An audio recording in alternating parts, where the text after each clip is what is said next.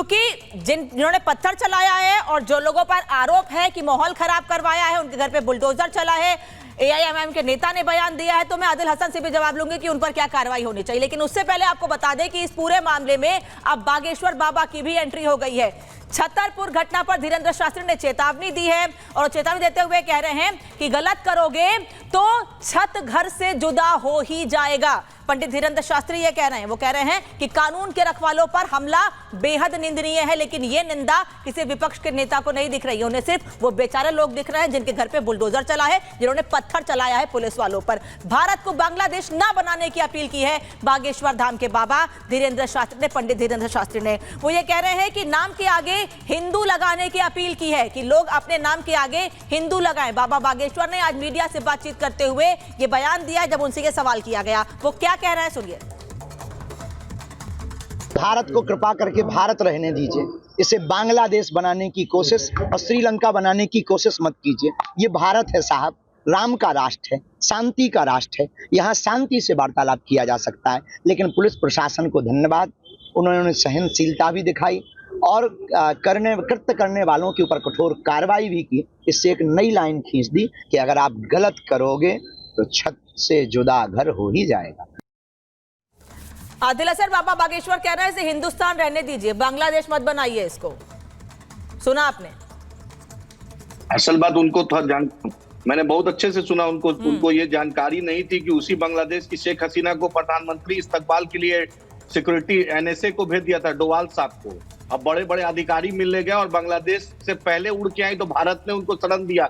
उनको नहीं पता है कि प्रधानमंत्री को बोलना चाहिए ना कि जो जिसको भगाया गया देश से, भगौड़ा को क्यों इस देश में शरण दिया गया, क्यों भारत के माहौल को खराब करने का प्रधानमंत्री मौका दे रहे हैं। ये तो बहुत ही शर्म की बात है। बाबा बागेश्वर को इतनी जानकारी नहीं है। मोदी जी को डायरेक्ट आप ये कह रहे हैं, आप ये कह रहे हैं आदिल हसन, ठीक है, जो आप ये कह रहे हैं कि शेख हसीना को उनके देश से भगाया गया, यहाँ शरण दी गई। कम से कम उस पर भी बोल दीजिए जो हिंदुओं पर वहाँ पर हमले हो रहे हैं, घर जलाए जा रहे हैं, जबरदस्ती नौकरियों से निकाला जा रहा है उनको, इस पर भी बोलिए। फिर बोलने दीजिए। हाँ नहीं बोलिए, लेकिन इस पर भी बोलिए मैम। सबसे पहले अच्छे बोलने दीजिए। सबसे पहले वहाँ के अगर मुस्लिम भाइयों पे जो अत्याचार हुआ, बैरिस्टर असदुद्दीन ओवैसी साहब ने सबसे पहले इस पर टिप्पणी दी कि ये भारत के पूरी ताकत लगा के हिंदुओं के राइट्स को सेफगार्ड के लिए भारत सरकार पूरी कोशिश करे।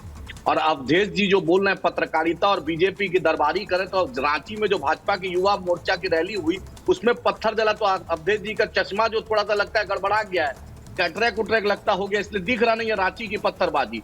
उनको ये नहीं दिखा कि बीएचयू के रेप कांड में तीनों भाजपा का आईटी सेल और भाजपा और आरएसएस से जुड़ा था। अवधेश जी को वो नहीं दिखा, क्योंकि भाजपा की दरबारी जो इतनी बढ़ जाती है तो दिलीप मंडल को मिला है अभी मेंबरशिप, तो शायद अवधेश जी सोचते हैं कि लाट टपक रहा होगा कि कुछ मुझे भी मिल जाए। अब बीजेपी का जो अंकिता भंडारी में डीजल खत्म हो जाता है, उन्नाव पे खत्म हो जाता है, हाथरस पे डीजल खत्म हो जाता है, और राधिका जी तो 9 साल 9.5 साल कांग्रेस के लिए बचाव कर रही थी, बैटिंग कर रही थी। वही राहुल गांधी को तुम ही हो माता, वही प्रियंका गांधी को तुम ही हो माता, तुम ही हो पिता का चालीसा पढ़ रही थी। अभी 15 दिन 20 दिन पहले हृदय परिवर्तन हुआ है राधिका जी का, तो इतना याद आ रहा है। 9.5 साल आप कांग्रेस में रही हैं और बाजाबते टीवी पर आती थी मैडम। 22 साल उस वक्त मोदी जी का नहीं दिखता था, सब कुछ दुरुस्त करके आइए। 22 साल दिखता था उस वक्त, मोदी जी का विकास नहीं दिखता था। आधा अधूरा ज्ञान अच्छा नहीं है। पढ़ाती थी ट्रेन पर, उस पर टीवीओं पर कांग्रेस चालीसा पढ़ाती थी। रातों रात हृदय परिवर्तन हुआ, तो अब इनके हृदय परिवर्तन नहीं जाएंगे।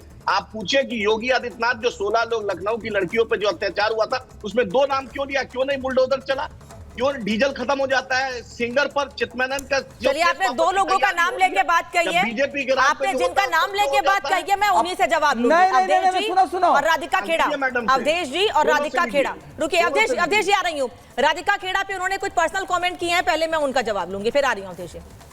हाँ लीजिए, अच्छे से लीजिए। देखिए ना क्या होता है ना अनामिका जी, जब लोगों के पास नहीं रह जाते और अपने बचाव के लिए मुद्दे नहीं रह जाते तो वो महिलाओं पे पर्सनल अटैक करने लग जाते हैं। इसीलिए मुसलमान महिलाओं की ये हालत है, क्योंकि ऐसे नेता एआईएमएम के हैं जो ट्रिपल तलाक की भी, जब ट्रिपल तलाक खत्म किया जा रहा था तो उसकी, मैं आपके बीच में नहीं बोल रही थी, चुप करके बैठ जाइए और बकवास आपकी हो गई, अब चुप करिए। आप बहुत पर्सनल अटैक कर चुके हैं। अब मैंने खोला ना तरीका पर्सनल अटैक का, तो यहाँ से भागे जाएंगे। अब चुप करके सुनिएगा, पहले अपनी सारी ज्ञान की इंद्रियां खोल के आया करिए। 9 साल नहीं 22 साल किया है मैंने कांग्रेस के साथ, 22 साल थी मैं कांग्रेस में। तो जिसको यही नहीं पता मैं कितने साल थी, पहले मेरे पे टिप्पणी करने से पहले अपना ज्ञान दुरुस्त करके आए, और मुझे तो ना दे कि मैं किसके साथ थी या किसके साथ नहीं थी। जो कांग्रेस पार्टी, जो पार्टी आम आदमी पार्टी राजीव गांधी का भारत रत्न वापस ले रही थी, उसके साथ आज ताल से ताल मिला के चल रही है।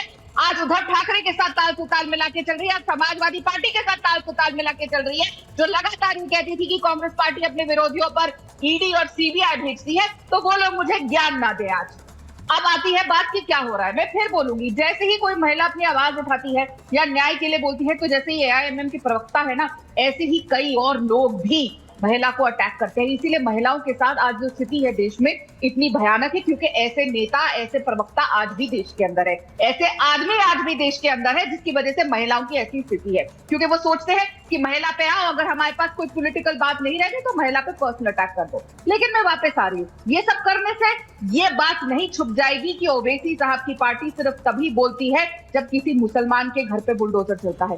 वो तब नहीं बोलती जब एक लड़की का बलात्कार अयोध्या में होता है, वो तब नहीं बोलती जब एक बेटी का बलात्कार कन्नौज में होता है, उन्नाव में होता है, वो तब नहीं बोलती जब वेस्ट बंगाल में बेटियों की क्या हालत होती है। अब ये जो राजनीति है ना, ये देश को सैकड़ों साल पीछे लेकर जा रही है, जो हर बात को क्यों नहीं बोलते हैं वरुण पुरोहित? जवाब मुजरिम का कोई धर्म नहीं होता, बलात्कारी का कोई धर्म नहीं होता, जो पुलिस पे पत्थर फेंकेगा उसका धर्म नहीं देखा जाता है। आप लोग हर चीज धर्म के चश्मे से देखते हैं, तो मैं भी इसका मतलब ये नहीं है कि हर इंसान धर्म देखता है। कि इंदौर में मोनू कल्याण की हत्या के बाद जिन 2 लोगों पर बुलडोजर चला था वो किस धर्म के थे? जब उस पर बुलडोजर चला तो कोई बोलने के लिए नहीं आया, लेकिन अब क्योंकि धर्म की राजनीति करनी है, वोट बैंक की राजनीति करनी है, तो दर्द होने लगा है सबके सिर में और पेट में। अब बुलडोजर चला है, कौन सा धर्म का था कन्नौज का आदमी? बताए ना। अनामिका ने बीच में नहीं जी बोलिए। अनामिका, ऐसा है कि आपको टोकना चाहिए था जो व्यक्ति एमआईएम के प्रवक्ता बने हैं। सर मैं चाहती हूँ कि जो आप पर जवाब दिया है, मुझे मैं चाह रही थी, लेकिन मैं चाहती हूँ कि उन्होंने आप पर बोला है, आप पर बोला है, आप बेहतर जवाब दे सकते हैं उस पर। नहीं, सुनो, नहीं, मेरे पर बोला है तो मैं इसके लिए नहीं बैठा हूं ना कि ये आदमी मुझे जानता नहीं है। जितनी इसकी उम्र होगी, उससे ज्यादा मेरा देश में जो है सामाजिक और पत्रकारीय जीवन है। मेरा यही स्तर है कि कोई पर्सनल करे और उस पर मैं करता रहूं। जिस आदमी की इस देश में कोई हैसियत नहीं है, जो केवल एआईएम के प्रवक्ता के रूप में यहाँ बैठा हुआ है, वो कुछ भी टीवी पर बोल दे और हम लोग बोलते रहें, इसकी औकात है बात करने की। अगर फोन करेगा तो आदमी मिलेगा नहीं, बदतमीजी आप भी मत बोलिए ना। देखिए मैं मुझे जानता नहीं, हम लोगों को दरबारी कह रहा है, लेकिन ऐसे मत बोलिए सर। आपने कहा आप सम्मानित है, हमारे लिए आदिल हसन उतने ही सम्मानित है जितने आप हैं, लेकिन गलत शब्दों का नहीं, सुनो, नहीं, फिर अगर आप सुनो अनामिका, सुनो, मैं इस प्रकार से डिबेट नहीं, अगर कोई आदमी, सुनो, दोनों को समान अगर आप मानती हो, नहीं, सुनो, कोई एक व्यक्ति किसी के साथ अब किसी के अपमानजनक भाषा बोले, आप कहो कि दोनों सम्मानित है। आपने सुना है क्या बोला है उस आदमी ने? ऐसे डिबेट होती है पर्सनल। हम यहाँ पर्सनल लड़ाई के लिए बैठे हैं, मुद्दों पर बात कर रहे हैं। अतिथि देवो भव, आप भी हमारे मेहमान हैं, वो भी मेरे मेहमान हैं। मैं उनको भी रोकूंगी, मैं आपको भी रोकूंगी कि ऐसे शब्दों का इस्तेमाल मत कीजिए। और आप वरिष्ठ हैं, आप वरिष्ठ हैं, आप वरिष्ठ हैं, आप उन्हें करेक्ट कर दीजिए, आप उन्हें सिखा दीजिए, आप उन्हें करेक्ट कर दीजिए सर।